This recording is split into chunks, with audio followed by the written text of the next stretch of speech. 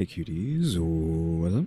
We are back with some more reactions after dark, and we are going to be watching disturbing social media posts with dark backstories, obviously by Lazy Masquerade. Now I don't know if he's changed the titles or changed the thumbnail because I cannot trust Lazy with his thumbnails and titles. I think it's him because often, so many times, if I'm like on the ball, I'm like, oh, new Lazy video, let me react to that. More times than not, he's already changed the thumbnail and title of the video by time my video goes up on YouTube, because I schedule everything ahead of time. So I've recorded it, did everything, uploaded it, have it scheduled for its time slot, and his video has already changed. So if this video is not called Disturbing Social Media Posts with Dark Backstories anymore, that is why. Its thumbnail is not what it is anymore. That is also why. That has happened several times, I think. I don't know if it's like several, at least two, probably more than twice now at this point. But yeah, just a heads up on that. And so I saw this, I was like, of course I gotta do this. Right. Though there is no hater segment today, and no radical break, of course, right? I still need to get around to doing VR chat, so we can start reacting to things in VR chat at a fixed angle, right? I'm pretty sure I can do that with VR chats, which is why I want to move over to VR chat eventually. I just haven't gotten, because I believe you need to have 10 hours of playtime in VR chat before you're allowed to upload your own VTuber model, or not VTuber model, your own VR model, your own VRM, which I would have to make a new B-lock, but not a new one. I could just like port this into VR chat using a different thing. Its file type is not a VRM, it's a different file type, but I could just change it to VRM. But yeah, we don't have to talk about that for so long. Just eventually we're gonna be doing reactions in VR chat, hopefully, if I can get things set up properly. And that should be pretty cool. Better than the VR stuff I was doing before. But yeah, we don't have really much to say other than, thanks to alexgkiller 880 for further donating to our new PC cause, because of course we do need a new PC, because this one is ancient and I'm always pushing it to its limits just doing basic stuff like this. Also, thanks to them for donating to the plant shelf that I had on there as well, that fully bought that out, so we'll probably be saying that soon, hopefully. I don't know if I even have the link to that stuff right now. I don't think I have the pop-up for that. Or maybe I do. Is it this? Is this one? Yeah, I think this is it. But yeah, 10% funded for the new PC. So again, if you want to help out getting a new PC, that is the QR code in a second when it flips around. There it is. If you want to help with that, or just go over to my throne in general. Question mark. Yeah, let's go ahead and get into this. I don't know if I want to know anything from this. A lot of times we do end up just like knowing a lot of these stories. Just because we end up watching too much, so a lot of stuff overlaps. That's the issue with watching multiple of these like compilation channels that just talk about a like generic topic, and like multiple topics that fit into a generic topic. Like this is social media posts, right? Disturbing social media posts.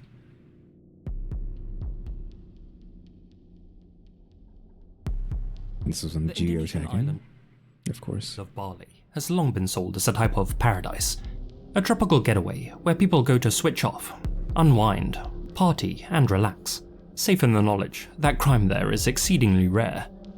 Hold on, I forgot to crank this up. There we go. For the most part, that reputation holds up, but due to lax entry requirements post-COVID, in recent years, a handful of newsworthy cases have had some people re-evaluating their travel plans. Beginning around 2025, a number of targeted attacks, kidnappings, and killings have been carried out on Bali, not by locals, but by organised, international hit squads. For example, in June of last year, an Australian national was shot dead inside a luxury villa by fellow Aussies who had travelled there specifically to settle a vendetta. In 2 separate incidents, also from last year, a Southeast Asian man and a Russian national were both held hostage until cryptocurrency ransoms were paid. These weren't random incidents. And in February 2026, another name was added to that list. Okay, so this year just happened not too long ago, like 2 months ago. Igor Komarov. Wait, is this the mafia guy? Question mark. I've been seeing a thumbnail or something going around of like mafia son, like killed or something like that. I don't know. Is this that guy? 28-year-old Igor is widely reported to have come from a wealthy and well-connected background, with some sources suggesting that he was the son of Sergei Komarov, the leader of a criminal syndicate in eastern Ukraine tied to scam call centers. Born into extreme wealth, Igor was used to the finer things in life, and that included luxury holidays. And so, in February 2026, he and his girlfriend, Yeva Mishalova, escaped the doom and gloom of their war-torn home country and traveled to Bali. Yeva was an influencer whose content predominantly focused on beauty, fashion, and flexing. Well, the grift was certainly going well, with Yeva amassing a following of over 200,000 people on Instagram alone. What do you use the word grift? Question mark. What do you say grifts? Is this a grift? There, she updated her plans on her daily activities with Igor, posting photos and videos in real time, with captions, and with geotags. That meant that anyone keeping an eye on the couple knew exactly where they were. On Valentine's Day 2026, Yeva posted these photos, along with the caption, F the 14th of February, love you every day. These would be the last photos taken of the couple together. The following evening, Igor was out riding a scooter through the Gym Barin area with a friend who had joined him on the holiday, fellow Ukrainian Yermak Petrovsky, the son of an infamous businessman, Alexander Narek Petrovsky. Okay, so he's out there with his friend. So he said last they'd be seen together, but I'm guessing, because again, I think this guy dies, right? And that's just from like thumbnails that I've seen people talk about. If this is that story. I'm guessing nothing happened to her. It's just like literally this is the last time they're going to be seen together because he's dead. While doing so, the pair were intercepted. Witness accounts, along with CCTV footage, showed a Toyota Avanza and 2 motorcycles block their path at about 10:30 p.m. A group of individuals emerged from the Toyota, grabbed Igor, and drove off with him. Okay, so they just snatched him, they left a friend. Reports on what happened to Yermak differ. Some say that in the chaos, he was able to escape. Others state that he was also taken, but that his family immediately paid a ransom for his release. Whatever the case, Yermak went to the police soon after the incident. Okay, so he's still alive. And reported what had happened, telling officers that the kidnappers still had Igor. As stated by police spokesperson Arya Sandy at the time, because the friend was released, we can only assume that Igor's ransom wasn't paid. That assumption was soon proved correct. On February 19th, 4 days after Igor was taken, this 3-minute video began circulating on Telegram. The footage showed a bloody and bruised Igor, sitting in a blank white room with a swollen face and raccoon eyes. Through tears, he addressed his parents directly. Mummy, Daddy, I beg you, help me. You stole $10 million from a very, very serious organization. Return it, please. Igor then stated that his captors had already broken his legs and started cutting off his body parts. He then raised his left hand, revealing a bloody rag covering where his fingers used to be. As he showed off the wound, he explained that he felt feverish, said that infection would soon set in, and claimed that he felt like he was dying. If the money was returned to the harmed parties, Igor said, he'd be set free. If not, he'd be chopped into pieces, and photos of his body would be disseminated online. Don't contact the police or any mafiosos, he begged. Please, settle this directly with the people holding me. Bring me home at least like this, with what's left of me. So, are his parents like mafia? Whatever, because he's like connected to some sort of crime ring, right? They were scammers? Question mark. I think that's what he was saying, right? So did they scam these people, and that's why they've kidnapped his son and are doing this? Question mark. But I don't think this guy lives, so that implies that they didn't pay the money? Question mark. If this is that story. Again, I'm just going off of a literal thumbnail and title of videos that I've seen going around from somebody. I don't know who is that video from. I don't know. Maybe it's from Stephanie. I don't think it is, but it could have been Stephanie who might have talked about the video that I'm thinking of. I don't know. But seemingly, his pleas fell on deaf ears. Igor's family remained silent. They didn't make any public appeals, and as far as we know, didn't contact the kidnappers or pay the ransom. So you're assuming like they think he said 10 million, so I'm guessing they believe 10 million is worth more than their son's life, unfortunately. In videos that appeared later, Igor read from a script and admitted, under extreme duress, that not only did his father run scam call centers, but that he and his friend Yermak also started their own, with the help of Yermak's influential father, Narek, saying Okay, so they all have scam centers going. that they targeted and exploited Russian citizens. Given the circumstances, it's unclear how accurate Igor's claims were, but the clips did prove one thing. Igor hadn't been targeted at random. For his captors, this was deeply personal. After pulling footage from cameras near the abduction site, law enforcement identified a rental car believed to have been the one used by Igor's kidnappers. They tracked it down, and blood was found inside its interior. The vehicle's GPS data led investigators directly to a villa in Tavanan, a quiet area removed from the more crowded tourist centers. Inside that villa, they found signs that someone had been held there. Blood found in one of the rooms was consistent with samples recovered from the rented vehicle. Then, on February 26th, something even more disturbing was discovered on the other side of the island. Fishermen near the mouth of a river noticed what appeared to be human remains. Detectives arrived and found 8 separate body parts scattered along the banks, including severed limbs and a head. Forensic experts reassembled them back into the shape of a person, but the doe had been dead for at least 3 days, and the face was too decomposed to positively ID. That being said, a tattoo on one of the arms suggested that it was Igor.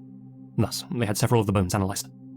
Igor's mother stepped forward and submitted a DNA sample to compare against them, which eventually confirmed everyone's suspicion. The body did indeed belong to Igor Komarov. In the days that followed, the police identified 6 suspects: 3 Ukrainians, 2 Russians, and a Kazakhstani, who all appeared to have travelled to Bali together for the sole purpose of capturing Igor and Yermak. It's kind of like, what's the point, right? You kidnapped him to get your money back. They don't give you the money. It's like, okay, I guess we're just gonna kill this guy then. What did you achieved, right? Other than like, ending this man's life and then ruining all of y'all's lives if you end up getting caught, right? Okay, like congratulations, you've done nothing. You destroyed a life, destroyed a family, destroyed your lives for nothing. Strongly suspected that they learned of their whereabouts by monitoring Yeva's social media posts. 2 of them are believed to be lying low somewhere in Bali, blending in with the millions of tourists who visit the island every year, while the And of course, like, none of them are going to be caught. remaining 4 were able to flee overseas using fake passports. Interpol red notices have since been issued for their capture. With the suspects scattered across multiple countries, with possible ties to organised networks, it's unclear how long this case will take to resolve. What is clear is how much of it played out in plain sight. Because, in the days leading up to the kidnapping, Yeva had been innocently documenting everything. Where she and Igor were staying, what they were doing, where they'd been out to. At the time, it just looked like any other holiday being shared online. Little did she or Igor realize that among her 200,000 plus followers may have been people with a grudge, keeping an eye on every move they made. If there's one thing you can take away from this entry, it's that when it comes to posting on social media, never advertise your location in real time. You never know who may be watching. I mean, I don't really go anywhere and be like, hey, look, this is where I'm going. Right? Like, my social media is just for art and stuff like that. Right, my Twitter, my Instagram, that's just all art-based. I'm following art-based stuff and anything like that, so it's not really about vlogging or being like, hey, this is where I'm going today, or seeing other people being like, hey, this is where I'm going today. Yeah, but yeah, like this one just like, it's just unfortunate. It's like, well, I wonder why they didn't pay. I think it could just be like the standard, you know, we don't make deals with terrorists or kidnappers or whatever, but is it really just like they didn't care about their son, or they just didn't have the money, or they weren't taking it seriously? Question mark, especially in today's day and age where you can't believe anything anymore. You could already not believe anything to begin with, and now with AI and whatnot, you basically should just like never believe anything, which is not good, but well, like, what can you do, right? Everything is a lie now, so it's everything is guilty until proven innocent. By that is what I'm saying. Like, no, everything's a lie until proven otherwise, and it's essentially impossible to prove now that AI exists, so you just have to assume everything is not real. Unfortunately, I think we're going to do an ad though here. This message is Yeah, Raycon. So do we get the link down there? Yeah. buyraycon.com/masquerade open. Open's capitalized, I don't know if that matters, but yeah. buyraycon.com/masquerade open for 15% off, question mark. The QR code there as well. Then again, buyraycon.com/masquerades. Masquerade open for 15% off. Earbuds. Thanks, Raycon, for sponsoring. This is Devil something. Devil Crab. That's a weird name. Like Devil Crab. This is what? Disturbing social media posts? I feel like that would be like a cryptid. The Devil Crab? Question mark. Should I like write that down? Maybe not. It's just that this obviously is not a lighthearted video, but just hearing that, I'm like, oh, let me write that down. And let me like design a Devil Crab in the future. Question mark. I did just write that down, by the way. I wasn't joking. Like Pokemon, basically. Was an up-and-coming food. Devil Crabby. Devil Kingler. Emma Amit was an up-and-coming food vlogger from Palawan in the Philippines who had an insatiable appetite for everything aquatic. Up-and-coming implies that she's not here anymore. The 51-year-old routinely searched the reefs around Puerto Princesa for shellfish and sea anemones, which she would both prepare and eat on camera, describing the cooking process and the flavor profiles of all of the local species. Her followers were enamored by her humble recipes, down-to-earth nature, and knowledge of local wildlife. On the afternoon of February 4th, 2026, Emma took to Facebook and uploaded a video of herself and some friends foraging in a mangrove for snails and shellfish. 3.5 hours later, she posted a second video to her account, showing them tossing their catch in a large pot, along with garlic, onions, and chili, before boiling it all in coconut milk. Nagsalang daig mantika guys. Grabe ka mo ristingon ang among kaldero guys kay gumikan kay gilutuan namo na og saging. Nya di man matanggal. Ana bawang guys. Nya naon ang luya, nya dapat yun na sili guys. Kinhato. Wow. Ang nagluto daig guys akong anak guys kay iyang mama dili ka tubang anang kayo kay mainitan. Maglain dayon ang ginhawa guys. It was a pretty standard video for Emma, and nothing appeared out of the ordinary. But unbeknownst to anyone, something else had found its way into the feast. Because this isn't anything like a person, possibly, right? It's like a literal crab. I'm guessing it's going to be poisonous or something, and it's going to kill them. A Zosimus aeneas. Well, if that's going to be poisonous or deadly, it sure looks like it, right? Question mark. The clear signs of "do not eat me" are written all over this thing. You know, because that's supposed to be a thing in nature, right? If it's very brightly colored, the likelihood of it being poisonous or venomous is high, question mark. So you probably should stay away from it. So yeah, that appears just from, I don't know what this crab is, but it appears to be something you should not be eating to me. Of course, they probably didn't see it, right? They didn't know it was in there. Otherwise known as a devil crab. As its name suggests, it's considered the most poisonous crustacean in the Philippines. Oof. Its flesh and shell contain tetrodotoxin and saxitoxin, the same substances found in the liver and ovaries of pufferfish. Those toxins are lethal to humans, even in small doses, and crucially, they aren't destroyed when heated. Ingestion of the devil crab can lead to death in a matter of hours, with a mortality rate of around 50%, even with immediate medical treatment. 50%? I mean, at least 50% of people are able to come back from it. And unfortunately, Emma was the unlucky diner who ate it. Later that evening, Emma began to feel discomfort, and the pain escalated quickly. Reports describe her suffering from symptoms consistent with severe marine toxic exposure. Numbness, loss of motor control, difficulty breathing, and convulsions. She was rushed to a nearby clinic, but by the time she arrived, her lips had already turned dark blue, and she was unresponsive. Another guest who had eaten a portion of the crab experienced similar early symptoms, but was also taken for treatment and survived. But Emma... I mean, at least one guy lived through it, but unfortunately, I mean, she didn't, right? ...wasn't so lucky. She was declared dead on February 6th. 2 days after eating her final meal, a victim of paralytic shellfish poisoning. In the aftermath, local officials issued warnings about the risks associated with certain types of crabs found in mangrove areas. To the untrained eye, they can appear completely normal, no different from the edible species that live alongside them. But that's part of what makes this case so difficult to process, because Emma and her friends and family were seasoned fisherfolk. All of them were aware of the creatures that called Palawan home, including the devil crab. Though some tabloids have claimed, or at least implied, that she intentionally ate the crab for views, others think it's much more likely that while foraging, I don't know about that one. Someone absent-mindedly tossed a small devil crab into their catch bucket. After being boiled in coconut milk, the crab's distinctive shiny shell may have dulled and appeared more like... I mean, like, you could just be like grabbing whatever and just throwing it in there, right? I mean, it's easy to be like, oh, we just accidentally put it in there and someone died from it. Like, this is just, there's no necessarily like malice or anything like that. It's just an accident, an unfortunate tragedy, question mark? A non-lethal species, like a mud crab. A 54-year-old fisherman had died in Palawan just a few months prior after making that same mistake, giving that theory weight. However, some reports state that the crab wasn't actually cooked as part of the seafood stew, but later that same evening. Indeed, investigators later found devil crab shells in Emma's rubbish bin, still with their distinctive shine. Though locals found it hard to believe that Emma could have made such a mix-up accidentally, they were more shocked by the suddenness of her passing. One moment, she was happily sharing videos online like she always did. The next, she was dead.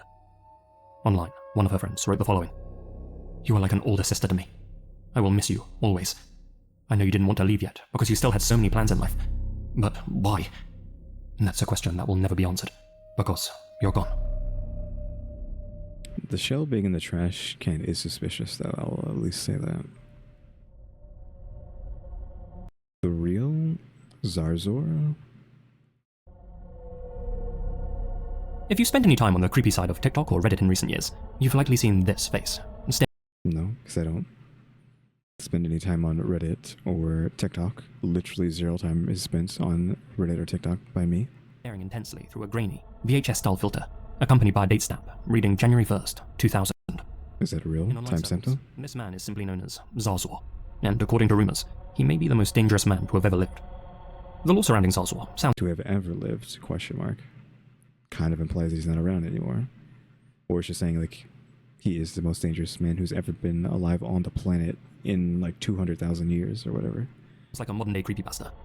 Viral videos claim that he's a notorious Moroccan convict and serial killer who terrorized the region in the late 90s, claiming the lives of hundreds of children while wearing his signature Adidas tracksuit. Apologies to all the Adidas pronouncers out there. Later, the legend of Zarzor was given a supernatural twist.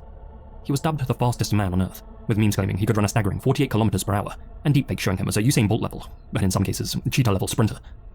Nowadays, in the world of analog horror, he's depicted as a glitch in reality, a man so fast that the police could never catch him, and his wide-eyed expression is often attributed to him being possessed by a jinn.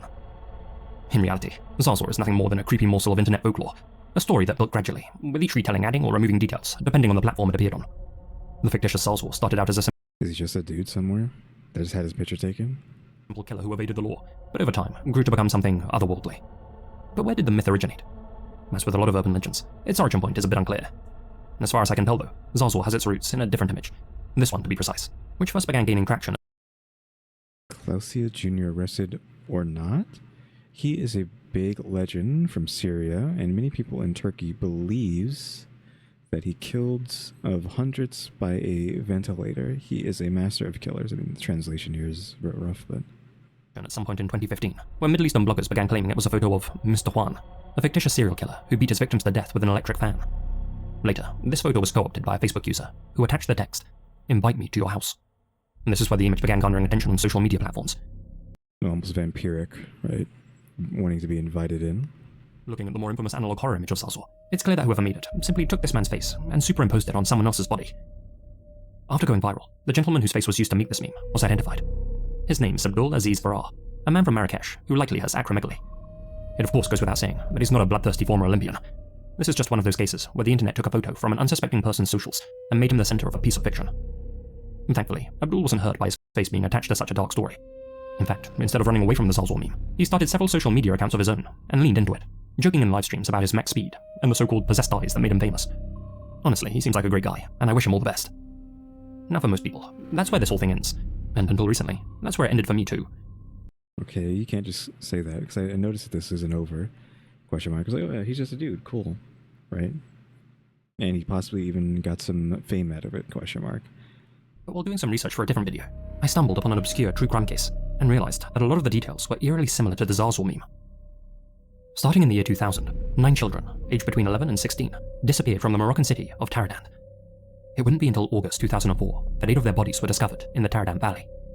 Next to one of their skulls was a note, which simply read, 12 October, week 41, Adidas 55, Hadi 2303, Adidas 5. Since each of the victims had worked at a local transportation hub, the authorities began looking into the names of road station employees and found one man named Najib Hadi. Since his surname matched that found on the note, they tracked Najib down for questioning, but he seemed to be genuinely confused about the entire situation. It was then that he revealed he had a brother named Abdelali Hadi, who worked at the same station as a night watchman. When officers arrived at his home in the Mahata neighborhood, Abdelali greeted them at the door and stunned everyone by saying, "I've been waiting for you to save me from my torture. I've been suffering day and night. I want to sleep and heal." At the station, Abdelali confessed to taking the lives of the 8 children found in the valley, along with a 9th victim whom he had hidden elsewhere. Though he had killed and buried them over the course of 4 years, on August 19, 2004, he decided to exhume all but one of them and drive their bones out to the valley in hopes that they'd be discovered. He also explained that the note was meant as a clue for investigators, pointing them to a man named Hadi who wore Adidas sportswear. The number 55 was meant to symbolize handcuffs on both wrists, with 5 being Moroccan slang for cuffs.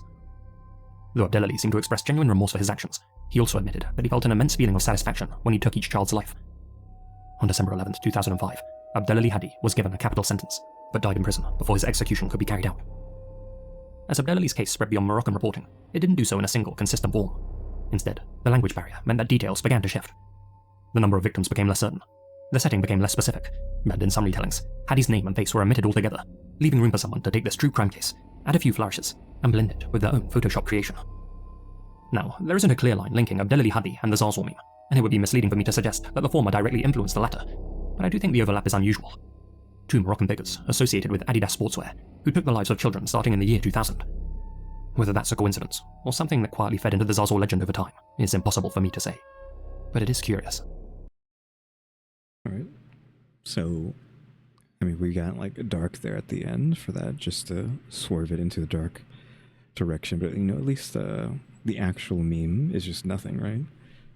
We need to have some lighthearted things in these videos sometimes, right? It doesn't have to just be all misery and suffering constantly. Granted, he did swerve it into misery and suffering, but at least the meme was just a meme and didn't originate from anything horrible, right? And the guy is just a guy. He's just a dude.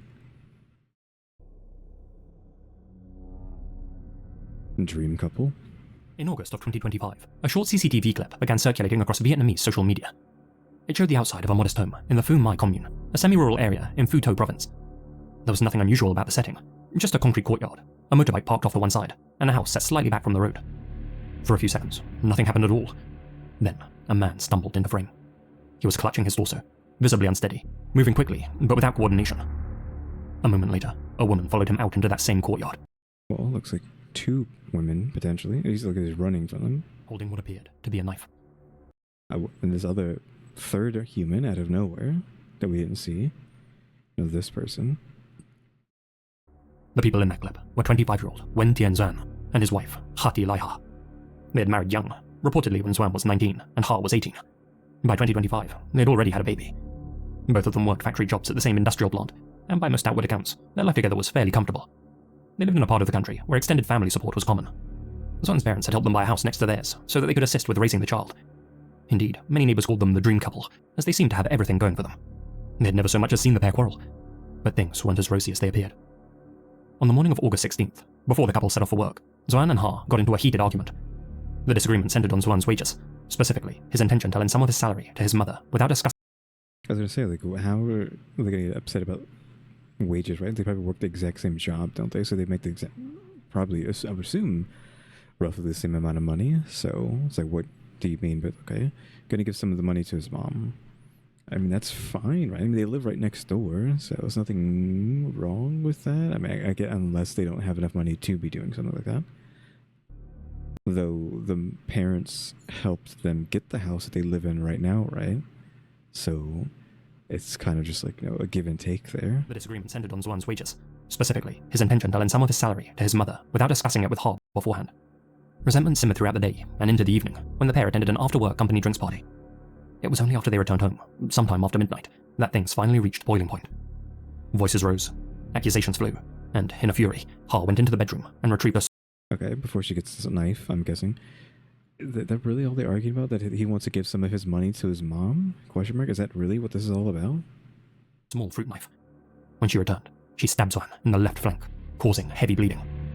Left flank? Are you saying in his butt? Or just behind, behind him on his left side? Zhuan called out for help, and his parents next door rushed to his aid. When they arrived, they found Ha chasing their son through the courtyard, blade still in hand. They tried to reason with her, but it was obvious that she intended to stab him again. When Zhuan collapsed on the ground, Ha seized the opportunity and rushed towards him, but Zhuan's father managed to disarm her. Unfortunately, the damage was already done, as the family... She's just standing there hovering over his body? Later learned, the first and only strike had pierced Zhuan's heart. Okay, so I'm guessing it was from the side, through his ribs into his heart, or maybe it was actually from behind, all the way through. He passed out there in the garden before help could arrive, and never regained consciousness.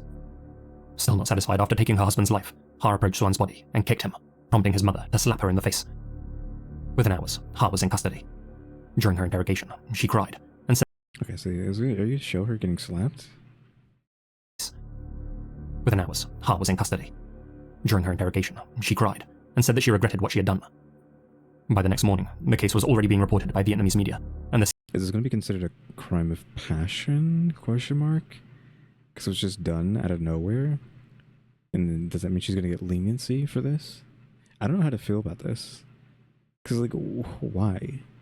Like I was saying, they were the perfect couple, and then you're upset that he's going to give some of his paychecks to his mom. I mean, his mom lives right next door. It's not that big of a deal. Question mark. And again, they helped you get your house, allegedly. So I don't know why it was such a big deal that you got into such a big fight that you literally stabbed and murdered your husband over it. The CCTV footage had begun to go viral online. As it spread, netizens attempted to dig up Ha's social media accounts. However, a plethora of fake accounts masquerading as Ha had already begun leaving false statements for internet clout, confusing the situation and leading to the spread of misinformation. Eventually, though, Ha's real Facebook profile was found, and it was immediately clear to everyone that she had a tendency to overshare online, with there being countless updates saying things like, "Why blame me for being cold? When I gave my all, you didn't care at all. Is this all my life has to offer? You touch a little sunshine, and then comes a thunderstorm." What really drew attention, though, was what Ha had posted immediately after the incident. Guess she's just not happy with her life. It's just she was already not happy, and then she just lost it. After taking her husband's life and walking back inside, she uploaded this image to her Facebook story. It shows Ha in black and white, still wearing the same blood-splattered clothes, a tear dripping from her eye. Was this a sincere moment of regret, or a way for her to frame herself as a victim? Given that she took the time to pick out an appropriately sad song to accompany the image, most have argued it was the latter. While Ha's profile gave the impression of a bored and unhappy wife, Zwan's was filled with messages of love for his son, and expressions of regret that he couldn't keep his relationship afloat. Shortly before his death, he had written, "If only life were like an hourglass, where you can turn it upside down, and everything goes back to where it started." In January 2026, Hatilai Ha was brought in for trial and sentenced to 19 years in prison. From a legal standpoint, Okay, 19 years, I'm guessing, again, because it's a crime of passion, potentially. I don't know if crime of passion gets different rulings, but I assume that's what this is, and thus why she's not getting, like, life or death. that closed the case. But for Swan's family, it didn't really close anything. His parents have since taken custody of the couple's young child and reported. Yeah, I mean, like, their son, was murdered, basically, right in front of them, right next door, in the house that they helped get for the couple and get for her. And usually it's like the other way around, where like, oh, we're going to entrust our daughter to you, so we'll turn that around. It's like they entrusted their son to her, and she just went around and turned around and killed them, right? Reportedly struggle to talk about what happened, simply telling reporters, "If only this were a dream." I mean, they at least have the grandchild, right, as a remembrance of their son, but obviously that's not a substitute for their son. And of course, that is going to be it for today. So unfortunate at the end. I don't know how to even like feel at the end video, where it's just like she just got a knife and stabbed him for some reason, like for like no reason, and that's all it took, just one shot, and he was out. And of course, this one, of course, nobody's been caught, because everything is always going to be no one's been caught for the thing that they did. If you talk about something that's modern, again, like for no reason, right? Like usually kidnapped a guy, tortured him, and got no money out of it, and then killed him, and then us to go, okay, so you have, what is it, blackmail or extortion? You have one of those, and then adding murder on top of that, on top of already losing allegedly 10 million to getting scammed, I guess. And she's just stacking the things just up. If they all get caught, hopefully it's Steph. Though this guy's supposed to not be a good guy, potentially, like allegedly not a good guy, and his parents are not good people. I don't know. Just how this was framed, like they're scammers, so I don't know. Like murder is murder, but I don't know. Double crab, that's just an unfortunate scenario. There's nothing really like malicious or bad about this, unless the crab in the bucket No, well, not the crab in the bucket. The crab in the trash can, you know, the shell in a trash can actually is indicative of foul play. But we can just hope this is just an unfortunate accident, and then this one is just lighthearted. Like, nothing bad happened there until we get to the twist. Just for the sake of having something unfortunate in this segment, but still, at least this was just a normal guy, and nothing too heinous. Question mark.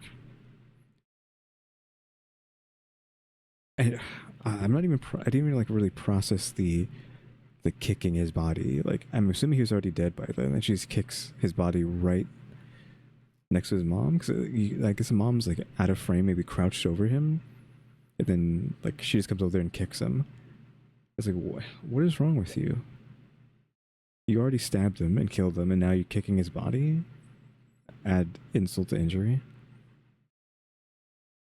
I don't know how they were so gentle with her, question mark. I mean, she had a knife, right? But why were they letting her just walk around and do whatever? Just walk around, just stare at his body, do whatever, like come up to it and kick it. I mean, the mom slapped her, but like, I don't know, I feel like, would you just like beat somebody up if you know they stabbed your son? Question mark. I guess like you'd be too worried about like trying to make sure that they're alive. Like, I guess you could beat them up afterwards, like once you know that they're okay. Like, there's no time for any of that. But yeah, that is gonna be it for today. Yeah, I don't think I have much more to say about that. Again, thanks to alexgkiller 880 for further donating to the new PC cause. We're up to 10% funded for the new PC. Thanks to Alex and I want to say Sierra. This has been so long. I don't remember what their name is. I think it's not Sierra, but it could just be like Sarah or whatnot. But I'm sorry if I am not remembering it correctly. But you know who you are. Thanks to you, the two of you, for donating to the PC fund. And again, thanks to Alex for fully donating to the plant shelf that I had on there as well. Again, if you want to help out with anything on the throne, please do. I don't have the just like basic link here. I think I have a regular QR code, but I don't know where I put it. So let me see. Do I just have it in here somewhere? No, I don't. Yep. Again, if you want to go help with the throne, you can just go to my links and find my throne. The Cuties. Thanks for watching. Remember to buy my stickers, think about becoming a member, subscribe if you haven't subscribed. We're working on watch time and subscribers. And don't forget we have a throne now as well. And shout out to the members, EmmyStarr, RaleyDrew, and alexgkiller 880. The Cuties. Thanks for watching. Tune to the next episode. Like, subscribe, hype, and comments. You know what to do. See ya.